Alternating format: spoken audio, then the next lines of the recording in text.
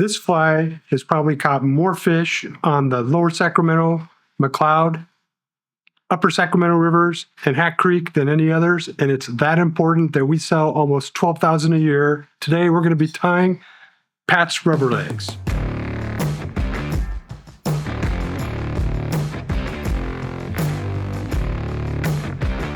So we have a dark brown number 6 Pat's Rubberlegs with super floss legs and antenna and tails chucked up here in the vise. This fly is super fishy because of the chenille. Looks all segmented once you get it wet. And these legs, if you leave them long enough, are going to move around in the water and look like it's alive. Fish absolutely love this thing. Okay.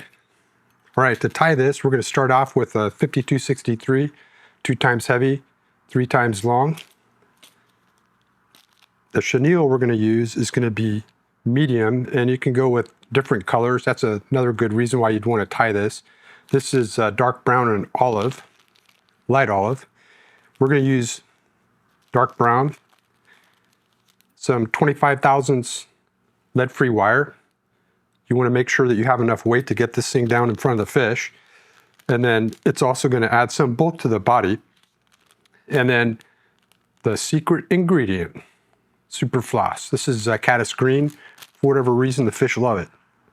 So to get this started, make sure you have your hook chucked up in the vise and secured very well. We're going to be putting some tension on the chenille and the thread.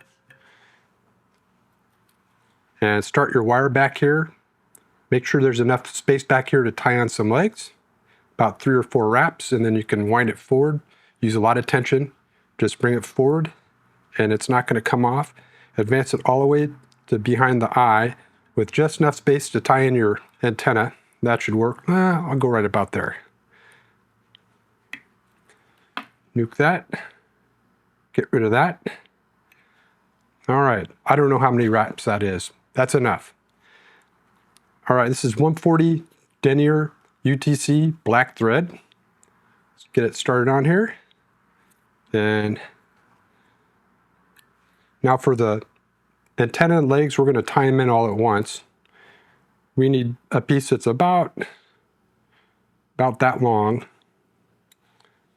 You don't have to be exact.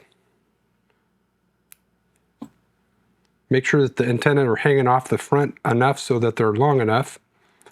Use a pinch wrap and some loose wraps and advance your thread up to just behind the eye.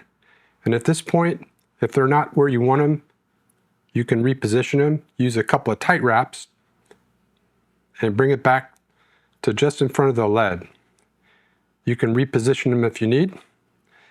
Now grab these bad boys here, stretch them back, and advance your thread, wind it back to just behind the lead right there. Now to get these to splay out on either side of the hook, the best way to do that is to hold them down on either side of the hook here, like that. And then wind the thread back to the bend. And just like that, they'll splay. You can release a little bit of tension, reposition them. All right, next we're going to tie in our chenille. So make sure you have enough of a hank of chenille that's long enough so that you don't get all crowded once you get up towards the eye. Get rid of some of the fluff and use a pinch wrap to tie down the chenille in the back here. Secure both the strands, and then you're going to advance the thread up to about halfway to 2/3 of the shank. So proportion wise, we're going to start weaving the legs in up here, and that's about, you want it to be anatomically correct. So I'm going to tie the legs in on the bottom of the hook. All right, you can take a new hank of your super floss and then make 3 roughly long enough pieces for your legs. They don't have to be even, but they have to be long enough. And then roughly in the center, use a couple of loose wraps to tie them on the bottom like this, and then come across the other way gather them up and come across the other way with a couple of loose wraps. And at this point, what you can do, if they're loose, you can then grab them and rearrange them and put them exactly where you want them. That looks about right. And once you have them where you want them, you can use one tight wrap and one more tight wrap and use a lot of tension and just smoke it down and move your thread up to just behind the eye. And those things are in there, they're not coming out. Grab the legs, and this is going to keep them out of the way when you advance the chenille, the tie, to make the body, to form the body. So gather them up and then take your thread and wrap it over 2 times. And then give yourself plenty of thread here. And now we're ready to start the body. So this is where a rotary feature on the vise comes in real handy.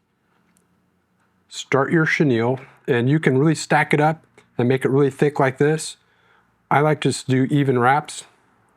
Advance it evenly up to about halfway, which is right about there. And keep some tension on your chenille. And at this point, we can release the legs, and this is where the most fidgety part of this whole fly comes in. You're going to want to take some time so it looks good. Okay. What you're going to do is you're going to grab the first leg. This one looks like the most likely candidate, and then trap it with the chenille and hold it with some pressure.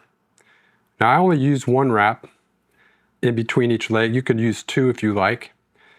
Advance it about half a turn and then grab the next leg. And I'm going to use this candidate. Well, maybe not. Okay, yeah, that leg. And then use some tension to trap it down. And then for the next, I kind of lost track of where I was. Okay, for the next leg, I'm going to trap it. Keep that tension. Come back, trap the next one. And then here, you can see it's starting to grab the legs up here. You don't have to be a master weaver, but it helps. Make sure that's free, and this is free. And then I'm going to grab the last one and get a wrap in front of it. And get a wrap in front of this one. And at this point, it's probably easiest just to use and hand wrap it forward. And you want to advance the chenille all the way to just behind the eye of the hook. You don't want to crowd it. And once you're there, you can use 1 wrap of thread. Make it pretty tight, hold it down. Grab your legs and your antenna and make 2 or 3 wraps right behind the eye. And at this point, we're going to cut off the chenille. Just bring your scissors down flat. Chop it, should be good. And to finish up the tying portion, we're going to put it in a whip finish. And so gather all the legs and the antenna out of the way, like that. And put about 3 to 5 solid wraps in there. Make it super tight. Nuke the thread. And the tying portion's done. Now you can see the antennae are kind of cockeyed, so you can just grab them and pull them and separate them and put them where you want to. Same with the legs. Legs are kind of wonky, they're going all over the place. All right, so what we're going to do now to finish everything up is we're going to even out the legs. These things go all over the place, so having them longer is better. So gather them up from the bottom, pull them all up, and I'm going to chop these off probably right about there. And I'm going to go ahead and even out the antenna and the tails. And there you go. Pat's Rubberlegs. Probably not the prettiest one I've ever tied, but these things are killer in the river. Any of the freestones up here. You could tie this thing on your indicator rig and tie it and fish it for the next 3 months and catch a ton of fish. Super durable. And while you're at it, go ahead and tie up a dozen of these and go fish. Check out our webpage. We've got a great fly fishing kids camp for kids age 10 to 15. If you have a kid or know someone's kid that wants to get into fly fishing, this is a great way to do it. It's Brian Quick with the Fly Shop. Get out there and fish as much as you can.